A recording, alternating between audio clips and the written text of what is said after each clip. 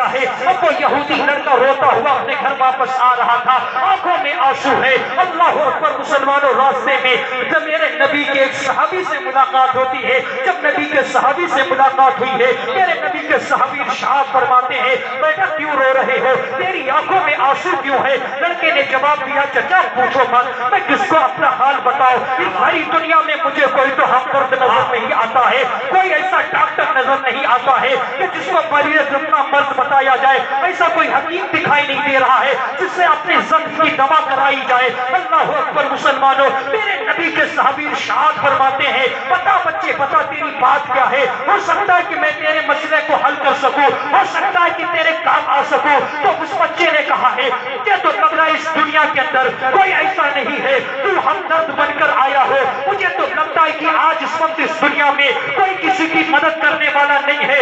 جب میرے نبی کے صحابی ارشاد فرماتے ہیں، بتا بچے بات کیا ہے؟ بچے نے روتے ہوئے کہا ہے، چچا بات ایسی ہے کہ میرے باپ کا انتقال ہو گیا ہے، میری ماں کے جسم پر جو چادر ہے کئی جگہ سے پھٹی ہے، تو میں اپنے چچا کی تحریر پر گیا تھا، شاید کہ میرا چچا اپنا بھتیجا سمجھ کر مجھے ایک چادر دے دے، مگر دھکا دے کر بھگا دیا ہے، اس نے مجھے ٹھوکر مار کے گھر سے نکال دیا ہے، اسی وجہ سے میں رو رہا ہوں اور رو کر اپنے گھر اپنی ماں کے پاس واپس جا رہا ہوں۔ اتنا جب اس یہودی بچے نے کہا ہے، میرے نبی کے صحابی مسکرا کر ارشاد فرماتے ہیں، بیٹا پھر رو نہ، اب تو خوش ہو جا، تیری بیماری کا علاج کرنے والا سب سے بڑے حکیم کا پتہ چل چکا ہے، تیری بیماری کا علاج کرنے والے سب سے بڑے طبیب کا پتہ چل چکا ہے، بیٹا اب خوش ہو جا۔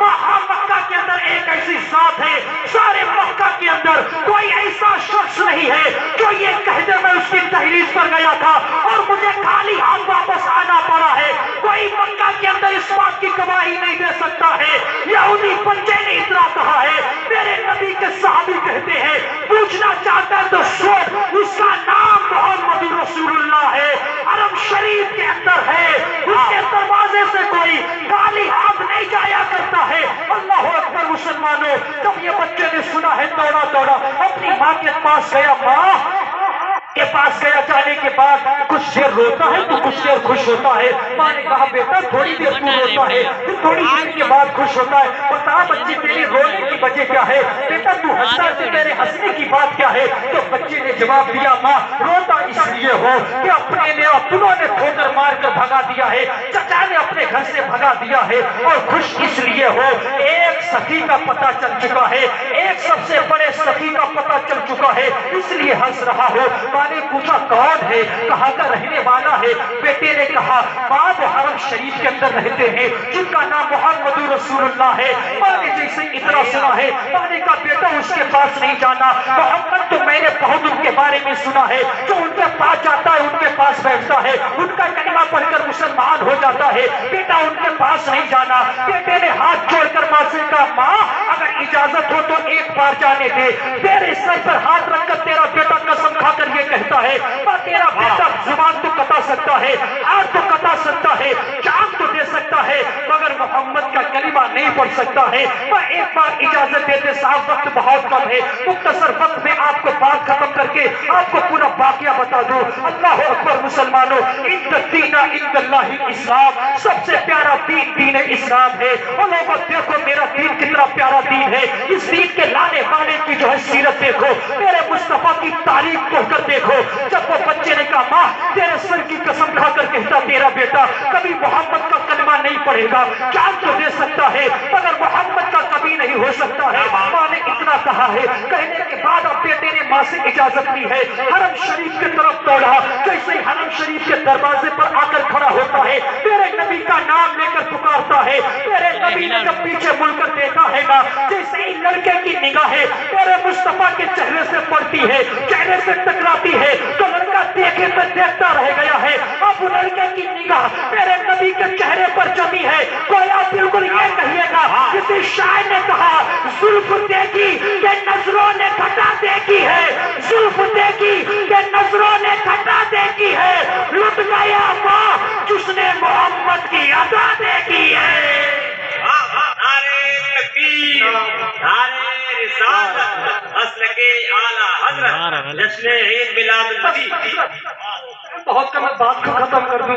سعد جیسے لڑکے نے میرے نبی کے چہرے کو دیکھا, میرے نبی نے مسکرایا, بیٹا کیا بات ہے, آپ قریب آ جا. اب لڑکا دروازے پر کھڑے ہو کر آواز دیتا ہے, محمد درپاس تو آؤں گا, قریب تو آؤں گا, مگر تمہارا کلمہ نہیں پڑھوں گا. میرے نبی نے آواز دی, بیٹا میں نے کب کہا میرا کلمہ پڑھ لے, میں نے تجھ سے کب کہا میرا کلمہ پڑھ لے. اب قریب آیا, آنے کے بعد میرے نبی کا اخلاق تو دیکھو, میرے نبی کا طریقہ تو دیکھو. ان الدین عند اللہ الاسلام. میرے مصطفیٰ نے فرمایا, بیٹا تو آیا ہے تو اب تو یہ بتا کس کام سے آیا ہے, کسی کام سے آیا ہے یا ملاقات کرنے کے لیے آیا ہے. اب بچہ کہتا ہے, محمد میں کام سے ہی تو آیا ہوں. اب میرے نبی نے مسکرا کر فرمایا, بیٹا بتا پھر کام کیا ہے. پھر بچے نے یہی آواز دی ہے, اے محمد کام تو بتاؤں گا, بات تو بتاؤں گا, مگر تمہارا کلمہ نہیں پڑھوں گا. پھر میرے نبی نے ارشاد فرمایا, بچے میں نے کب کہا کہ میرا کلمہ پڑھ لے, کام بتا کیا ہے. لڑکا کہتا ہے, اے محمد میری ایک ماں ہے, میں یتیم ہوں,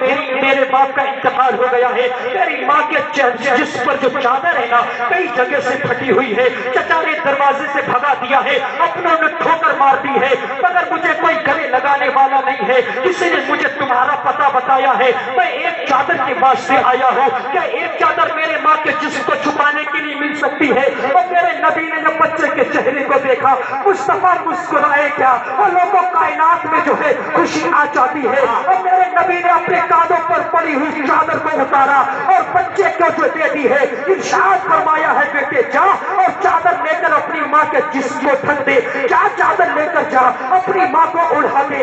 اللہ اکبر مسلمانوں. اور بچے نے چادر تو لے لی ہے, سوچ یہ رہا تھا, ماں نے تو کہا ہے کہ جو محمد کے پاس جاتا ہے کلمہ پڑھ کر محمد کا ہو جاتا ہے, مگر محمد نے اپنے کانوں سے چادر کو اتار کر مجھے دی ہے, مگر مجھ سے ایک مرتبہ کلمہ پڑھنے کو نہیں کہا ہے. اللہ اکبر مسلمانوں. اب بچہ چادر کو لیتا ہے, اپنے سینے سے لگاتا ہے, لگانے کے بعد اب جو ہے ایک قدم اپنے گھر کی طرف چلتا ہے, ایک نظر میرے نبی کو دیکھتا ہے, ایک قدم گھر طرف چلتا ہے, ایک نگاہ میرے نبی پر ڈالتا ہے.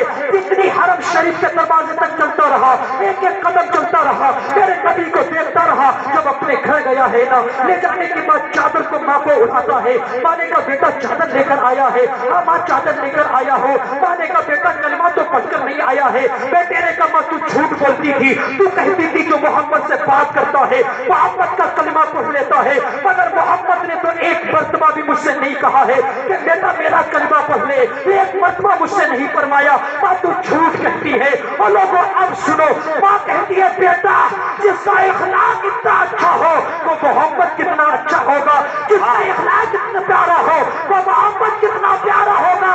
بیٹا صرف چادر ہی لے کر آیا تو کلمہ کیوں نہیں پڑھ کر آیا. کلمہ بھی پڑھ کر آنا چاہیے میرے بھائی. بیٹے کا ہاتھ ماں پکڑتی ہے, پکڑنے کے بعد کہتی ہے, بیٹا چل مجھے محمد کے پاس لے کر چل. کہاں ہے؟ اب بیٹا اپنی ماں کو حرم شریف کے دروازے پر پہنچا, لے جانے کے بعد آواز دیتا ہے. دینے کے بعد اب میرے نبی کے چہرے کو دونوں دیکھتے ہیں. دیکھنے کے بعد وہ لوگوں دیکھنے کے بعد دیکھتی کی دیکھتی رہ جاتی ہے. میرے نبی کا چہرہ ہی کچھ اس طریقے سے تھا. لوگ کہتے ہیں کہ فلاں دیتا ہے, کوئی کہتا ہے کہ فلاں دیتا ہے, کوئی کہتا ہے کہ فلاں دیتا ہے. حقیقت تو یہ ہے کہ میرے نبی نے چادر دی ہے تو اور بیٹا جو ہے ماں کو لے کر آیا ہے, ماں بیٹے کو لے کر آئی ہے. اسی لیے کسی نے کہا تھا, آتا ہے فقیروں پہ انہیں پیار کچھ ایسا, خود بھیگ دے اور خود کہے مانگنے کا بھلا ہو. کر وقت ازل سر تیری چوکٹ پہ جھکا ہو, جتنی نقصا ایک ہی سجدے میں ادا ہو. دوگائی کرے صدر قیامت کے سپاہی تو کس کو ملے جو تیرے دامن میں. میرے اے دین اسلام کے چاہنے والوں, دین اسلام کے ماننے والوں, تمہارا دین سب سے بہترین دین ہے. اب میرے نبی نے ارشاد فرمایا, اپنے بیٹے ذرا یہ بتا تجھے کیا چاہیے ہے, کیا اور چادر چاہیے؟ عورت کہتی اب چادر تو نہیں چاہیے. میرے نبی نے فرمایا کپڑا چاہیے, نہ کپڑا بھی نہیں چاہیے. بتا پیسہ چاہیے, پیسہ بھی نہیں چاہیے. میرے نبی مسکرا کر فرماتے ہیں, پھر بتا پھر کیا چاہیے؟ پھر یاد کیوں آئی؟ عورت کہتی ہے, اے محمد چادر کی ضرورت تھی, تو نے چادر دے دی ہے, اب چادر کی ضرورت نہیں ہے, اب کپڑے کی ضرورت نہیں ہے, بالوں دولت کی ضرورت نہیں ہے. مدینے والوں فرماتا اے یا محمد اب ہاتھ بڑھا، کلمہ پڑھا اور مسلمان بنا۔ بریلی سے آواز آئی سب سے اعلیٰ باولا ہمارا نبی، سب سے بالا وہ والا ہمارا۔ بہت اچھا، سبحان اللہ، سبحان اللہ، بہت اچھا پیغام حضرت نے دیا۔